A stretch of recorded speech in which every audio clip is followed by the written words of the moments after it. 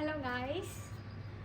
So here in this video we are going to discuss about the law of demand as well as the law of supply, and if time permits the Marshall rate of substitution. Okay. So first, law of demand.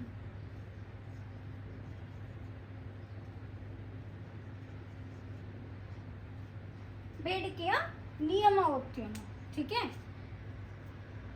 सो याद ओदಬೇಕ್ರಿ ma'am ಇದು क्यों पढ़ना है ma'am इसको? क्योंकि ये universal law है, हमेशा अप्लाई होगा ही होगा, मगर इन कुछ circumstances it is not going to apply, like in the case of money and in the case of luxurious goods and all given goods and all, ये जो है लॉ जो है अप्लाई नहीं होगा, मगर most of the time we are going to see that the law of demand is going to apply. How ma'am? What is law of demand? ठीक है. ಏನ್ರಿ ಮ್ಯಾಮ್ ಇದು law of demand ಏನದ ಅಂತಂದ್ರೆ, whenever price of a commodity increases, price of a commodity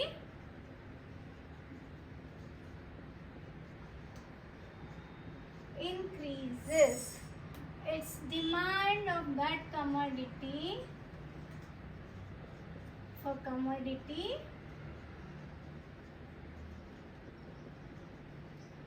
decreases. इष्टे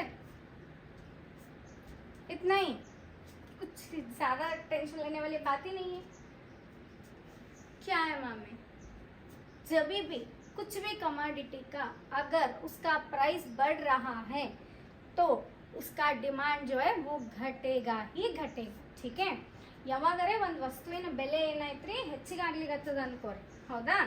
ಅದ್ರದ್ದು ಏನಾಗ್ಲಿಗತ್ತದ, ಬೇಡಿಕೆ ಏನಾಗ್ಲಿಗತ್ತದ, ಕಡಿಮೆ ಆಗ್ಲಿಗತ್ತದ. Okay, that is what the law of demand. ಹೆಂಗ್ರಿ ಮ್ಯಾಮ್? ಎಕ್ಸಾಂಪಲ್ ಕೊಡ್ರಿ. ಓಕೆ, ಪಾನಿಪುರಿ ಎಕ್ಸಾಂಪಲ್ ತಗೊಂಬ. ಎಲ್ಲಾರು ತಿಂತಾರೆ, ನಾನು ತಿಂತೇನೆ, ಹೌದಾ? तो समझ लो कि अभी 10 रुपए प्लेट है, 4 देते थे. जब मैं स्कूल में थी तब मैं 6 या 7 देते थे शायद. ओके, तो अब क्या हो गया है, 10 रुपए को हम कितने, उन्हें कितने दे रहे हैं, 4 दे रहे हैं. ठीक है.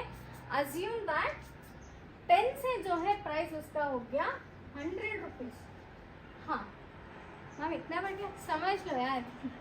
एग्जाम्पल ही तो है. ठीक है, just we are talking about an example.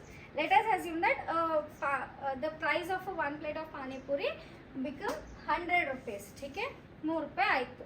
ಈಗ ಏನಾಗ್ತದ್ರಿ, ಮೊದಲು ಅನ್ಕೋ 1000 ಮಂದಿ ತಿಂತಿದ್ರು. 10 ರೂಪಾಯಿ ಪ್ರೈಸ್ ಇದ್ದಾಗ 1000 ಮಂದಿ ತಿಂತಿದ್ರು ಅನ್ಕೋರಿ, ಹೌದಾ?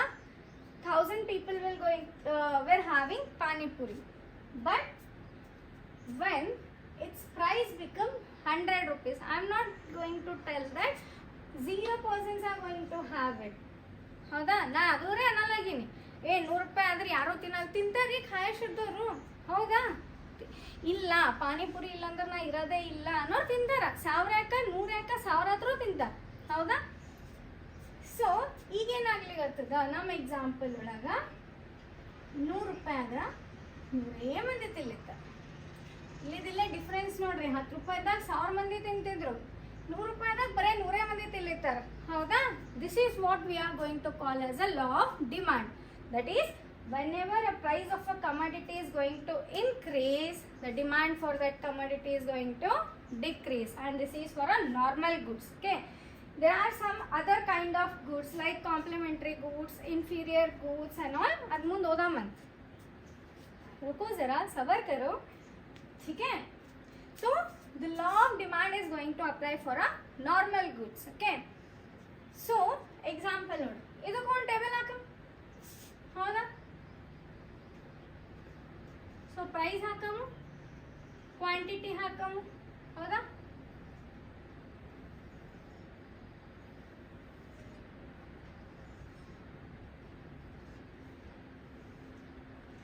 ಸೊ ಯಾವುದೇ ಒಂದು ವಸ್ತು ತಗೊಳ್ಳಿ, ಫಸ್ಟ್ ಅದ್ರ ಪ್ರೈಸ್ ಏನಿರ್ತದ 10 ರೂಪೀಸ್ ಇರ್ತದೆ. ಓಕೆ, ಕ್ವಾಂಟಿಟಿ ಡಿಮಾಂಡೆಡ್ ಎಷ್ಟು ತಗೊಂಬಂಡ್ರಿ, 20 ತಗೊಂಬಂಡ್ರಿ, ಹೌದಾ? ಪ್ರೈಸ್ ಏನೈತ್ರಿ 15 ಆಯ್ತು, 5 ರೂಪಾಯಿ ಹೆಚ್ಚಿಗೆ ಆಯ್ತು, ಹೌದಿಲ್ಲ? ಈಗ ಎದಕ್ಕೆ ಬರಾಮಿ, 13ಕ್ಕೆ ಬರಾಮಿ ಕ್ವಾಂಟಿಟಿ, ಹೌದಾ?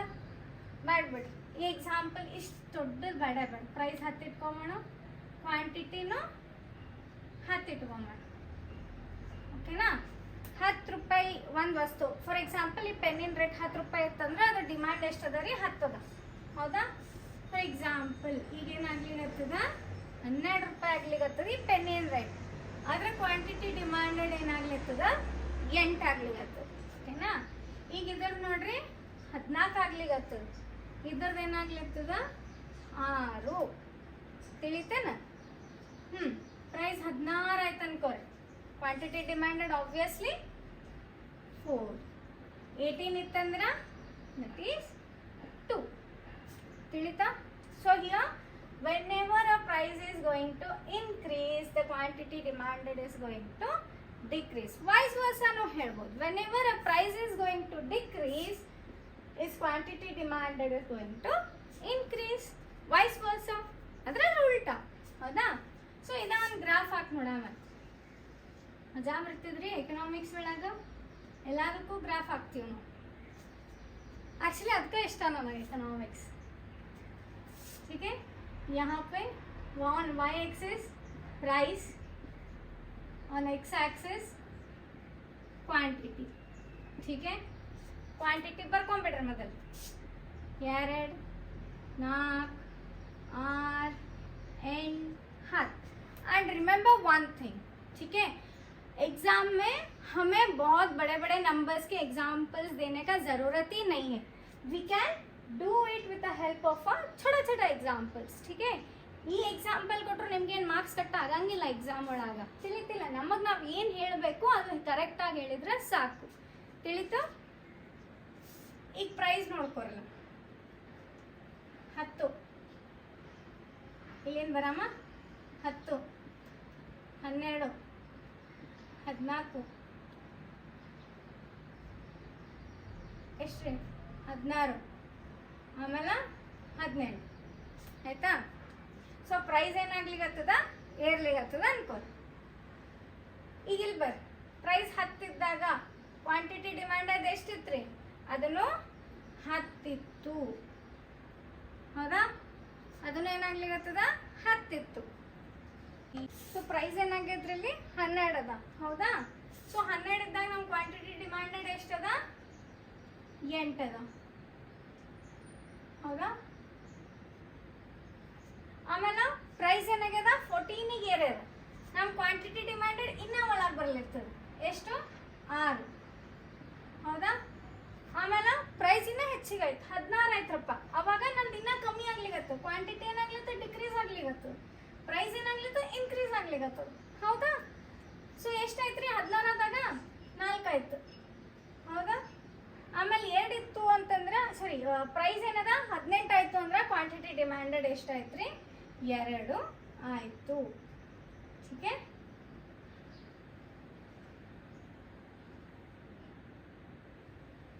So this is known as demand. ಲೈನರೇ ಅನ್ಕೋರಿ. ಇಲ್ಲ ನಿಮಗೊಂಚೂರು ಈ ಟೈಪ್ ಹಾಕೊಂಡಿದ್ರಿ ಅಂತಂದ್ರೆ ನೀವೇನು ಅನ್ಕೋಬೋದು? Demand curve अनकोಬೋದು. ठीक है? So remember one thing, every time the demand curve will be the downward sloping. Left ಲಿಂತ right ಗೆ ಏನಾಗ್ಲಿಕ್ಕತ್ತದ? It is always downward sloping. ತಿಳಿತಾ? ಸೊ ನಾವೇನು ನೋಡಿದ್ವಿ? ಪ್ರೈಸು 10 ಇತ್ತು. ಕ್ವಾಂಟಿಟಿ ಡಿಮ್ಯಾಂಡೆಡ್ ಏನಿತ್ತು? 10 ಇತ್ತು. ನಮ್ಮ ಪ್ರೈಸ್ ಏನಾಯ್ತು? ಹೆಚ್ಚಿಗಾಯ್ತು. ಕ್ವಾಂಟಿಟಿ ಡಿಮ್ಯಾಂಡೆಡ್ ಕಡಿಮೆ ಆಯ್ತು. ಹೌದಾ? ಇಲ್ಲಿಗೆ ಬಂತು. ಮತ್ತು ಇದನ್ನು ಪ್ರೈಸ್ ಹೆಚ್ಚಿಗಾಯ್ತು, ಕ್ವಾಂಟಿಟಿ ಡಿಮ್ಯಾಂಡೆಡ್ ಒಳಗೆ ಬಂತು. ಹೌದಾ? ಸೊ ಯಾವಾಗಲೂ ಏನಾಗ್ತಿದ್ರಿ? whenever a price of a commodity is going to increase, its demand is going to decrease. ठीक है? जब भी एक कुछ भी चीज़ का प्राइस अगर ज़्यादा हो रही है तो उसका क्वांटिटी डिमांडेड कम हो रही है. ठीक है? सो हमेशा it is downward sloping from left to right. This is the law of demand. तो अभी हम पढ़ेंगे law of supply. Exactly इसका उल्टा. law of supply. इसका उल्टा आप ही समझ लो। मैम हम समझेंगे तो आप किस काम के, है ना? ಇದೆಲ್ಲ ನಾವೇ ತಿಳ್ಕೊಂಡ್ರೆ ನೀವೇನು ಮಾಡ್ತೇವೆ, राइट? I agree. ठीक है, तो यहाँ पे in the law of supply we are going to discuss that whenever a price of a commodity increases, its supply is also going to increase. Whenever a price of a commodity increases, its supply also increases. Exactly opposite to the law of demand. Law of demand में जब भी price ज़्यादा हो रही है तो commodity का demand क्या हो रही है, कम हो रही है. ಆದ್ರೆ ಸಪ್ಲೈ ಒಳಗೆ ಏನಾಗ್ಲಿಕತ್ತದ್ರಿ, ವಸ್ತುವಿನ ಬೆಲೆ ಹೆಚ್ಚಿಗಾಯಿತು ಅಂತಂದ್ರೆ ಅದರ ಸಪ್ಲೈ ಏನಾಗ್ಲಿಕತ್ತದ ಅದನ್ನು ಜಾಸ್ತಿ ಆಗ್ಲಿಕತ್ತದ. ಹೌದಾ? ಇದ್ರ ವೈಸ್ ವರ್ಸ, whenever a price is going to decrease, supply is also going to decrease. Why this is going to happen? क्यों मैम? ये समझ लो कि हम लॉ ऑफ डिमांड कंज्यूमर्स के हिसाब से पढ़ रहे हैं, ठीक है? क्योंकि डिमांड कौन करने वाले हैं, हम कंज्यूमर्स, है ना?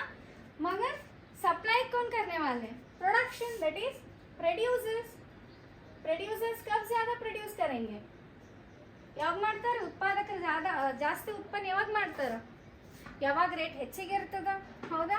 ಸೊ ಹೆಂಗೆ ರೇಟ್ ಹೆಚ್ಚಿಗೆ ಹಾಕೋತ ಹೋಗ್ತದ ಹಂಗಂಗೆ ಅವ್ರು ಮಾಡೋ ಸಪ್ಲೈನೂ ಏನಾಗ್ತದ್ರಿ, ಹೆಚ್ಚಿಗೆ ಆಗ್ತದೆ. So this is what the law of supply. Whenever the price of a commodity is going to increase, its supply is also going to increase. Okay? So again madam, always remember that there is a direct relationship between, or a positive relationship between price and supply, but always there is a inverse relationship or a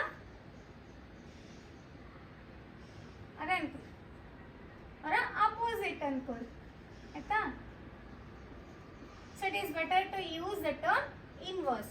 There is always a inverse relationship between the price as well as the demand of a commodity. Is this clear? So ಇದನ್ನ ಒಂದು example ತಗೊಂಡು ಬರ್, example ತಗೊಳ್ಳಿ, famous ಇದೀನ economics example, economics assumptions, economics ಅಂದರೆ example, economics ಅಂದರೆ graph. ಹೌದಾ? So ಇಲ್ಲಿ ಪ್ರೈಸ್ ತಗೊಂಬೋಣ, ಇಲ್ಲಿ ಕ್ವಾಂಟಿಟಿ ತಗೊಂಬೋಣ. ಇದ್ರ ಉಲ್ಟಾನೇ ಬರಿಬೇಕ್ರಿ ನೀವು, ಇದು ಏನು ಬರ್ದಿರಲ್ಲ ಇದ್ರ ಉಲ್ಟಾನೇ, ಆಯ್ತಾ? ಪ್ರೈಸ್ ಇರ್ತದೆ 10, ಕ್ವಾಂಟಿಟಿ ಸಪ್ಲೈಡ್ ಎಷ್ಟು ಇರ್ತದೆ 10 ಅನ್ಕೋರಿ. ಹೌದಾ? ಪ್ರೈಸ್ ಏನಾಗ್ಲಿಕತ್ತದ 12 ಆಗ್ಲಿರ್ತದ್ರಿ. ಪ್ರೈಸ್ ಏನಾಯ್ತು ಹೆಚ್ಚಿಗೆ ಆಗ್ಲಿಕತ್ತದ, ಕ್ವಾಂಟಿಟಿ ಡಿಮಾಂಡೆಡ್ ಏನಾಗ್ಲಿರ್ತದ 14 ಆಗ್ಲಿರ್ತದ. ಹೌದಾ? ಆಮೇಲೆ ಪ್ರೈಸ್ ಜಾಸ್ತಿ ಆಗಿ 14 ಆಯ್ತು, ಕ್ವಾಂಟಿಟಿ ಡಿಮಾಂಡೆಡ್ 16 ಆಗ್ಲಿರ್ತದ. ಓಕೆ? ಸೊ ಆಮೇಲೆ ಪ್ರೈಸ್ 16 ಆಗ್ಲಿರ್ತದ, ಕ್ವಾಂಟಿಟಿ ಡಿಮಾಂಡೆಡ್ 18 ಆಗ್ಲಿರ್ತದ. ಆಮೇಲೆ ಪ್ರೈಸ್ 18 ಆಗ್ಲಿರ್ತದ, ಕ್ವಾಂಟಿಟಿ ಡಿಮಾಂಡೆಡ್ 20 ಆಗ್ಲಿರ್ತದ. ಸೊ ಇಲ್ಲಿ ಪ್ರೈಸ್ ಹೆಂಗೆ ಇನ್ಕ್ರೀಸ್ ಆಗ್ಲಿರ್ತದ, ಹಂಗೆ quantity supplied is also going to increase. मतलब समझ लो कि एक चीज़ का भाव बढ़ रही है, ठीक है? भावे बोलते हैं ना प्राइस को, भाव बढ़ रही है, फिर भी उसका सप्लाई जो है वो भी ज़्यादा हो रही है, डिमांड की तरह कम नहीं हो रही. इसे भी एक ग्राफ के रूप से देख लेंगे. हमें क्या है ना, आप सीधा ही ड्रॉ करना, मेरे जैसे ऐसे नहीं आड़ा टेढ़ा, ठीक है? Same price, same commodity. Starting 10 से स्टार्ट करेंगे. 10, 14, 16, 18, 20. प्राइस भी ज़्यादा हो रही है. 10, 12 एंड 14, 16, 18. ठीक है? एग्जैक्टली उसका अपोजिट ही तो लिख रहे हैं हम, है ना? इसके लिए मैं दोनों चीज़ आपको एक ही में बता रही हूँ ताकि आप लोग कंफ्यूज ना हो. मैं ज़्यादा कंफ्यूज तो नहीं कर रही हूँ ना? I hope so. नो, ठीक है, पहले पढ़ेंगे. When the price was 10 rupees, the quantity demand supplied is also 10 in quantity. Okay. तो अभी क्या हो रही है, ಪ್ರೈಸ್ ज़्यादा हो गया. ಪ್ರೈಸ್ ಏನಿತ್ತು 10 ಇತ್ತು 12 ಆಯ್ತು.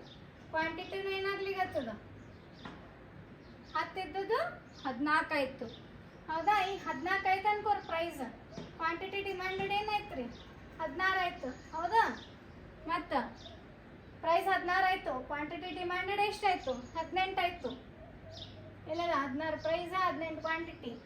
ಪ್ರೈಸ್ 18 ಆಯ್ತು ರೀ, ಕ್ವಾಂಟಿಟಿ ಡಿಮ್ಯಾಂಡೆಡ್ ಎಷ್ಟಾಯ್ತು 20 ಆಯ್ತು. ಹೌದಾ, so this is supply curve. ಹೇಳತ್ತಿಲ್ರಿ, ಒಂಚೂರು ಅದಕ್ಕೆ ಹಿಂಗೆ ಹಿಂಗೆ ಮಾಡ್ಕೊರಿ, ಹಿಂಗೆ ऐसे बना लो, मतलब ऐसे बना लो तो आपका हो गया सप्लाई कर्व. ठीक है,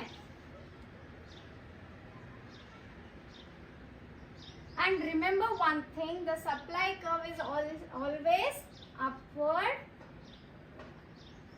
sloping. ठीक है, आ गई बात समझ में. अगर कौन से भी चीज़ का भाव बढ़ गया तो उसका डिमांड घट जाएगा, मगर उसका सप्लाई बढ़ जाएगा.